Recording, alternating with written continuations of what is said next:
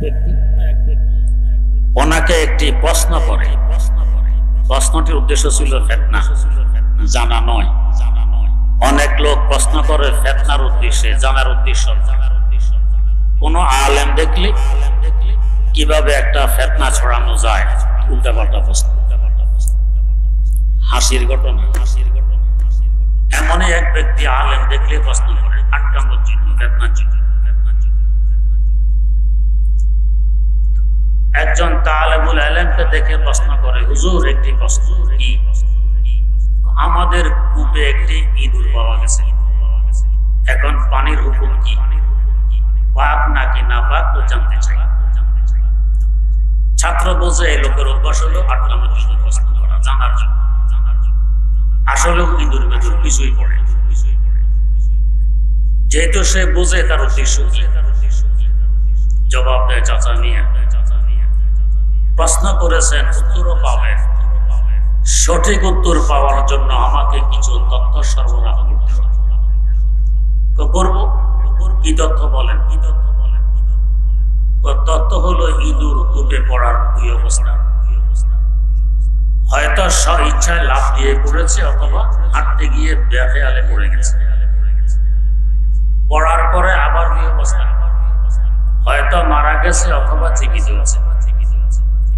জীবিত থাকলে আবার দুই অবস্থা, হয়তো এখনো সাঁতার কাটতেছে অথবা নিস্তেজ হয়ে গেছে। নিস্তেজ হয়ে গেলে আবার দুই অবস্থা, হয়তো এখনো কোনো প্রকার জীবন আছে অথবা মারাই গেছে। মারা গেলে আবার দুই অবস্থা, হয়তো ডুবে গেছে অথবা এখনো ভাসতেছে। যদি ভেসে থাকে দুই অবস্থা, হয়তো উপর হয়ে ভাসে অথবা পা উপরের দিকে দিয়ে চিত হয়ে ভাসে। ডুবে গেলে আবার দুই অবস্থা, হয়তো ফুলে গেছে অথবা এখনো ফুলে।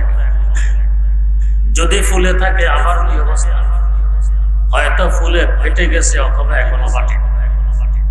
ফেটে গেলে আবার দুই অবস্থা, হয়তো গোশতগুলো পচে হাড় থেকে পৃথক হয়ে গেছে অথবা এখনো পৃথক হয়। পৃথক হয়ে গেলে আবার দুই অবস্থা, হয়তো গোশত থেকে হাড় পৃথক হয়ে গেছে, হাড় থেকে গোশত পৃথক হয়ে গেছে অথবা এখনো পৃথক হয়। পৃথক হয়ে গেলে আবার দুই অবস্থা, বালতি দিয়ে পানি উঠানোর সময় বালতিতে তার পচা অংশ ওঠে অথবা ওঠে না। যদি না ওঠে আবার দুই অবস্থা, কূপের পানি দুর্গন্ধময় হয়ে গেছে অথবা এখনো পানি দুর্গন্ধময় হয়।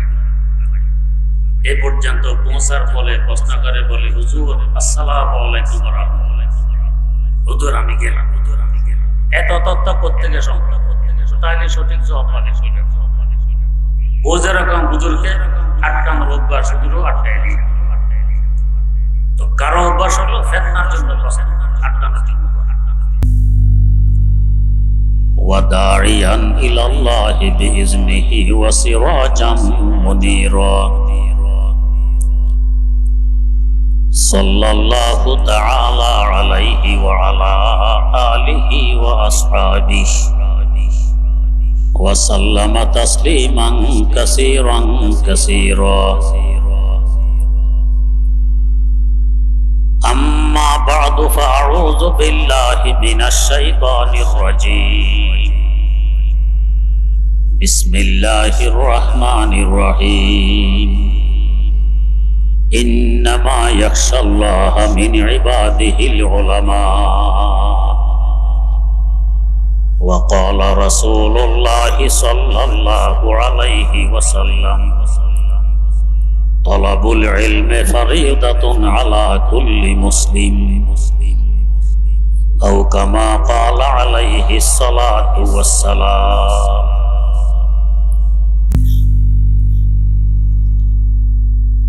এই প্রতিষ্ঠানের গুরুত্ব কি, এখানে কি হয়, এখানে আসলে আমাদের কি উপকার হয়, এই সম্পর্কে সংক্ষেপে দুই একটি কথা বলার উদ্দেশ্যে এক টুকরা আয়াতে কারিমা তেলাওয়াত করা হয়েছে ও একটি হাদিস পাঠ করা হয়েছে। আয়াতে কারিমায় আল্লাহ রাব্বুল আলামিন আল্লাহকে একমাত্র ভয় করে আলেম সমাজ। কথাটি কেমন? এখানে আমরা এখন যারা আছি, যদি আমাদের মাননীয় প্রধানমন্ত্রীকে 10-20টি গালি দিয়ে দিই, কেউ জিজ্ঞাসা করবে?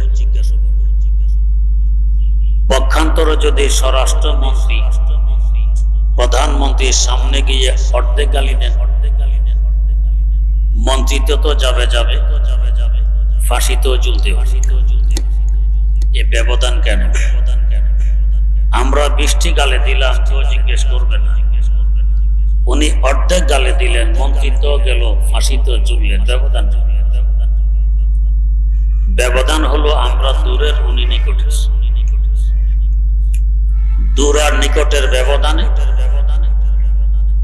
আমাদের বিরুদ্ধে অ্যাকশন নিবে না, ওনার বিরুদ্ধে অ্যাকশন নেওয়া। এবারে আসুন, বুখারী শরীফের একটি হাদিস, প্রসিদ্ধতম হাদিস, যে হাদিসের প্রথম অংশে বর্ণিত, মান আদা লি ওয়ালিয়ান ফাকাদ আযানতুহু বিল হারব, যে আমার কোন ওলির সাথে শত্রুতা পোষণ করে তার সাথে আমার যুদ্ধ ঘোষণা। আল্লাহ এই হাদিসের অগ্রভাগে আছে, যে ব্যক্তি ফরজ কাজে ব্যস্ত থাকে, ফরজ আমলে মশগুল থাকে, সে হয় আহাব্বু ইলাইয়া, আমার অতি মহব্বতের থাকে, আমার একেবারে কাছে।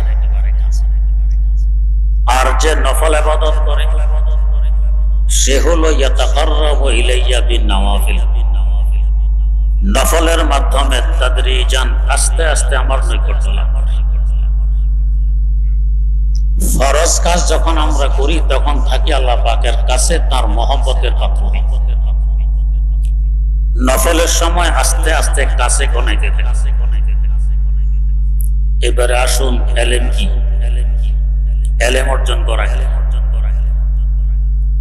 ইসলামী শরীয়তের হুকুম হাকাম 8 ভাগে বিভক্ত। ফরজ, ওয়াজিব, সুন্নতে মুআক্কাদা, সুন্নতে জায়েদা, হারাম, মাকরুহে তাহরিমি, মাকরুহে তানজিহি ও মুবাহ। 8 প্রকারের মধ্যে সবচেয়ে ফজিলতপূর্ণ, সবচেয়ে গুরুত্বপূর্ণ আমল হলো ফরজ।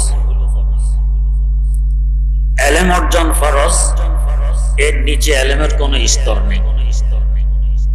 হয় ফরজে আইন হবে, না হয় ফরজে কিফায়া হবে। এর নিচে এলেমের কোন স্তর নেই। এলেমের স্তর একটি ফরজ। তার মানে একটি কচিকাঁচা ছেলে মাদ্রাসায় এসে সর্বপ্রথম যখন সবক নেয় আলিফ বা তা সা, আউযু বিল্লাহ, বিসমিল্লাহ, এখন সে ফরজ কাজে ব্যস্ত হয়ে পড়ে। এই যে ফরজ কাজটা শুরু হইল, শ্বাস নিঃশ্বাস ত্যাগ করা পর্যন্ত সে সব সময় ফরজ কাজে ব্যস্ত থাকে। কারণ যারা বাস্তবে আলেম, এরা এলেম চর্চা বিধি, কিতাব পড়ানো ছাড়া এদের পক্ষে থাকা সম্ভব না। আমাদের মযহাবের একজন ইমাম, ইমাম শামসুল আইম্মা আস-সারাকসি রাহিমাহুল্লাহ,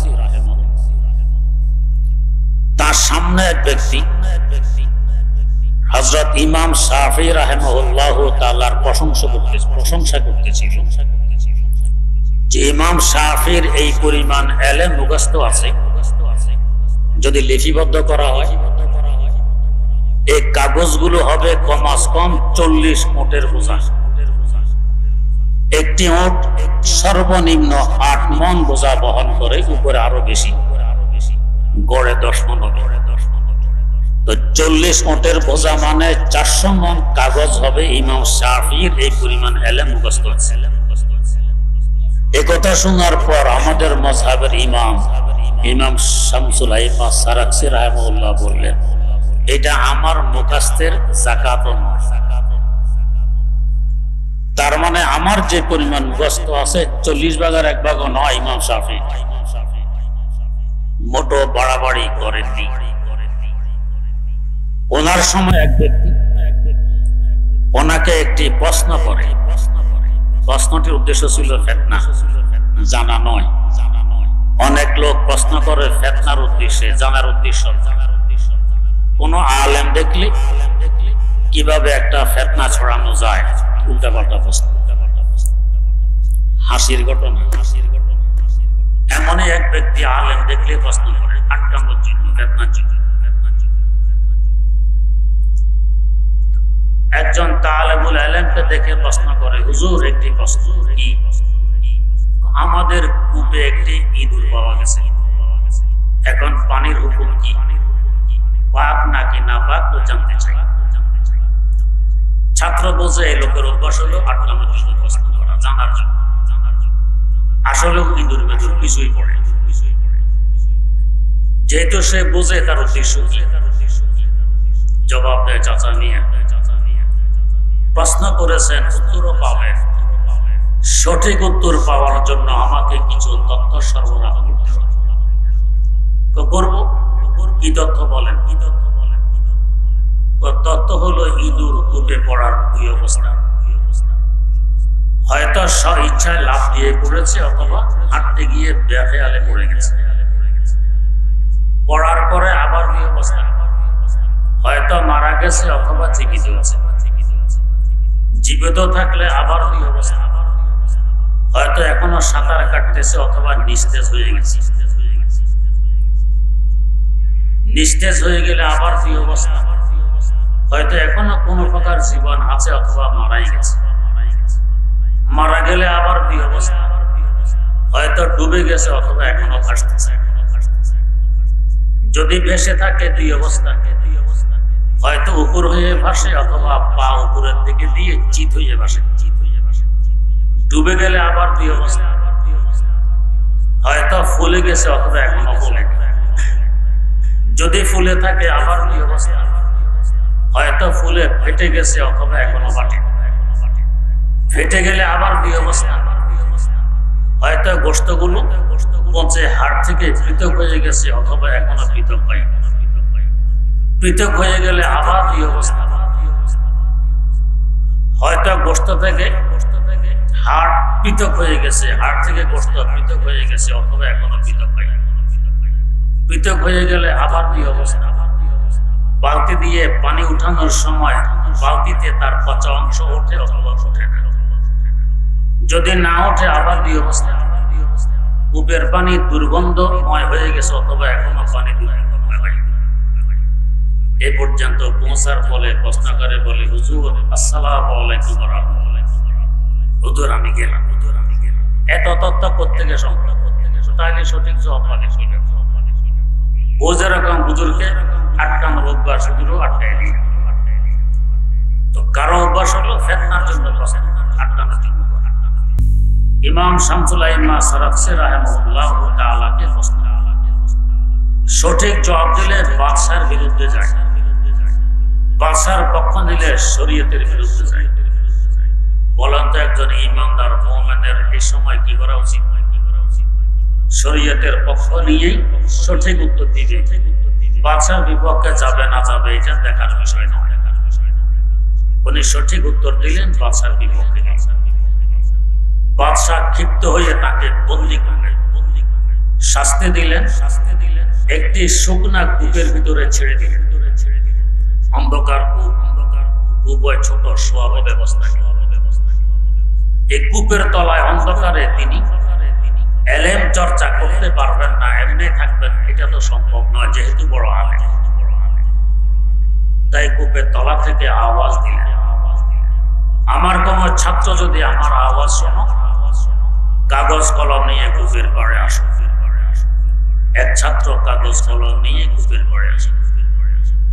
তিনি কূপের তলা থেকে মুখস্থ বলতেন, ছাত্র পাড়ে বসে বসে লিখতেন। এইভাবে 15 খণ্ড লেখা হয়ে যায়। এরপর মুক্তি পেলেন। পরে যাওয়ার পথে আবার এক ব্যক্তি ফিতনার জন্য সঠিক উত্তর দিলে বাদশার বিরুদ্ধে, বাদশার পক্ষ নিলে শরীয়তে নিলে আবারও সঠিক উত্তর দিয়ে দিলেন, বাদশার বিরুদ্ধে গেল। বাদশাহ ক্ষিপ্ত হয়ে তাকে আবার শাস্তি দেয়, ওই শাস্তি দেয়। আবারও আওয়াজ দিলেন, আমার ছাত্র কাগজ কলম নিয়ে কূপের পরে আসে। ছাত্র আসলেন, মুখস্থ কূপের তলায় অন্ধকারে বসে বসে বলতেছেন, ছাত্র কূপের পরে লিখতেছেন। এভাবে আরো 15 খণ্ড লেখা।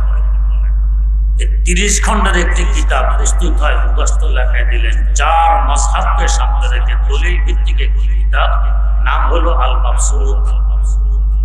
এমন কোন মুফতি নেই যে মুফতি এই কিতাবের অমুখাপেক্ষী। যদি কোনো 2 কিতাবে মাসালায় তাআরুজ হয়, বিরোধ দেখা দেয়, আমরা ওই কিতাব দেখি যে ইমাম শামসুল আইন সারাকসি মাবসুতে কি লিখেছেন, উনি যে সিদ্ধান্ত দেন এটাকে অগ্রাধিকার দেয়া। মুখস্থ এইভাবে লেখাই দিলেন। কেন কোনো কূপের তলায় বসে বসে অবসর থাকলেন না, এলেম চর্চা করলেন। বিশাল একটি কিতাব উম্মতের সামনে এসে গেল। তার মানে এই তালেবুল ইলম আলিফ বা তা সা শুরু করেছে, শেষ নিঃশ্বাস ত্যাগ করা পর্যন্ত সে এলেম চর্চায় অব্যাহত রাখবে। অর্থ দ্বারা সে ফরজ কাজে অব্যাহত থাকলো সারাটা জীবন।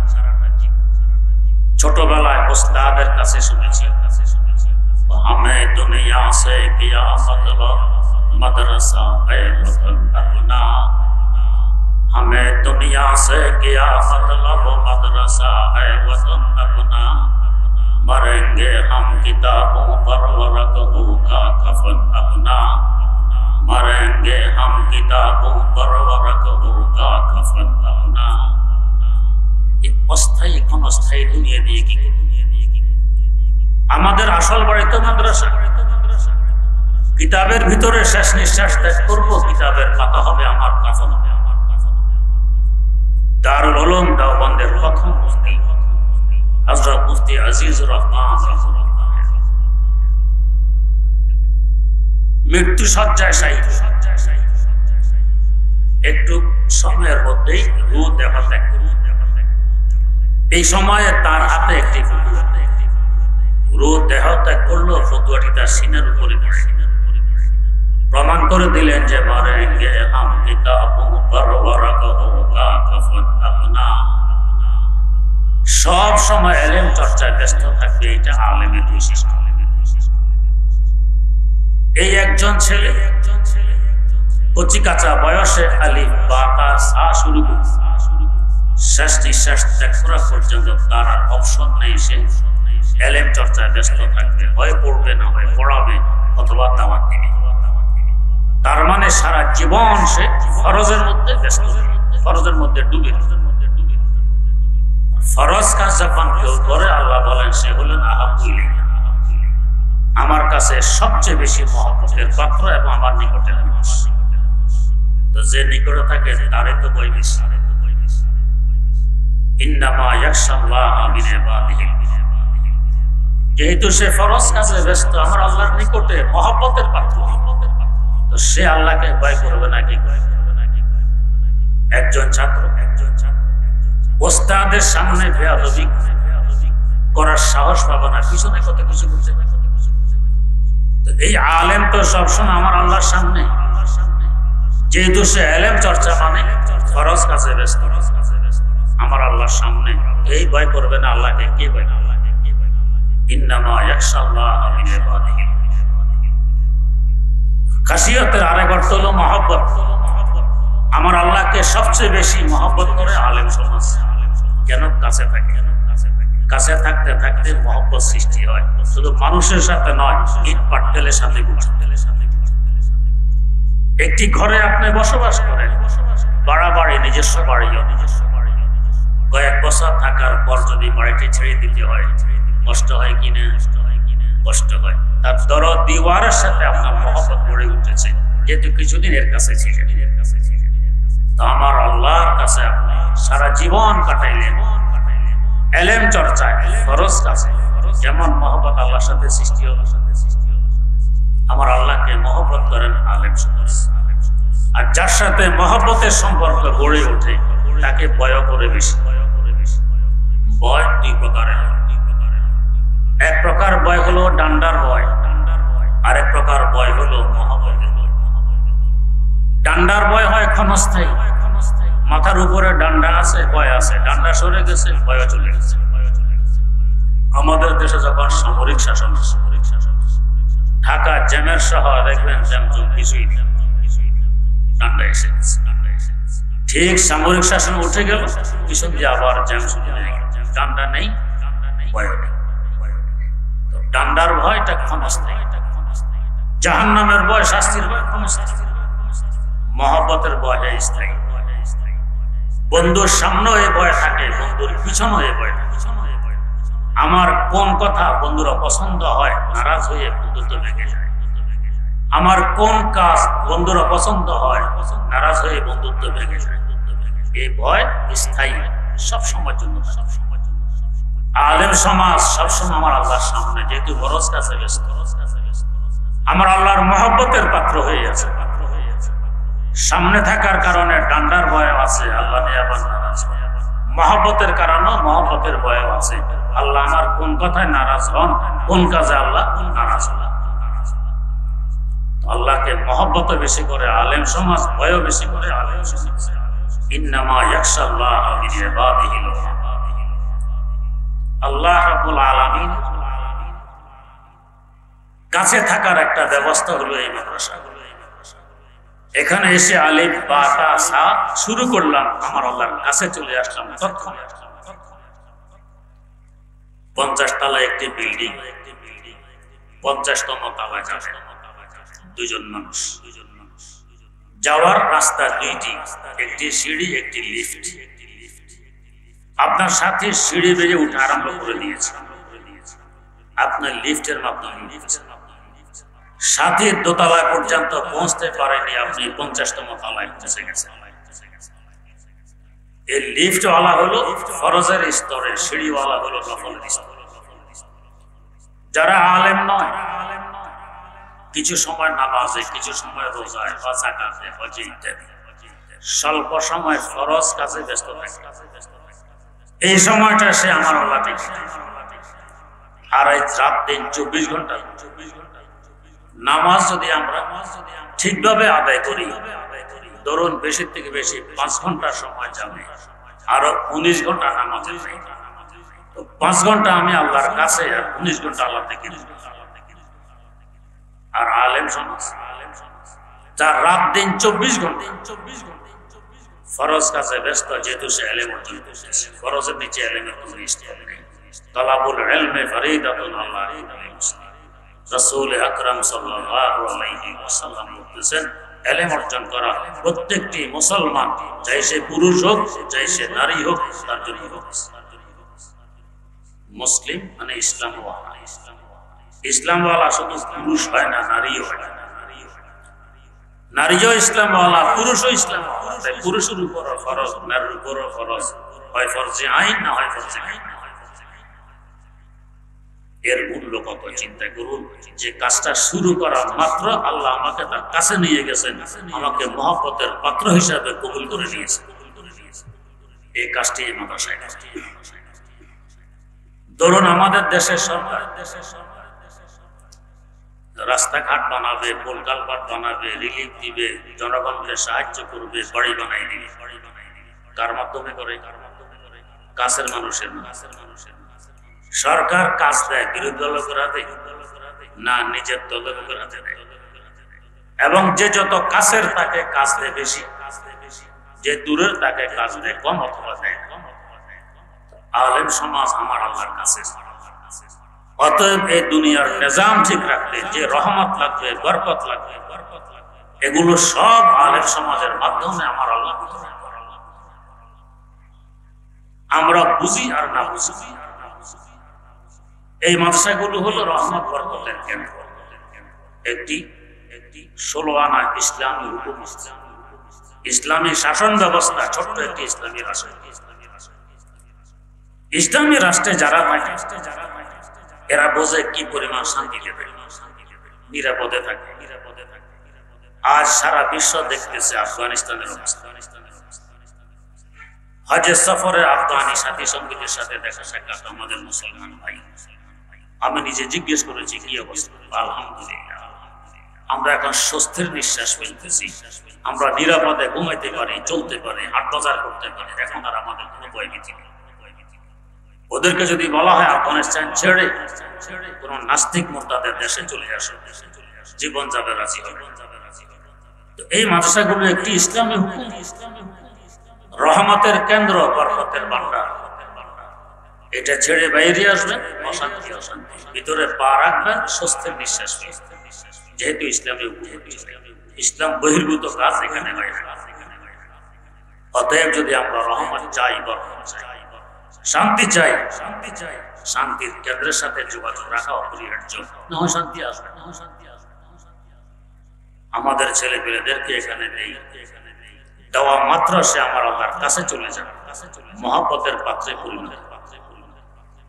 আল্লাহ রাব্বুল আলামিন আমাদের সকল এই প্রতিষ্ঠানগুলোর সাথে সম্পৃক্ত থাকার তৌফিক দান করুন।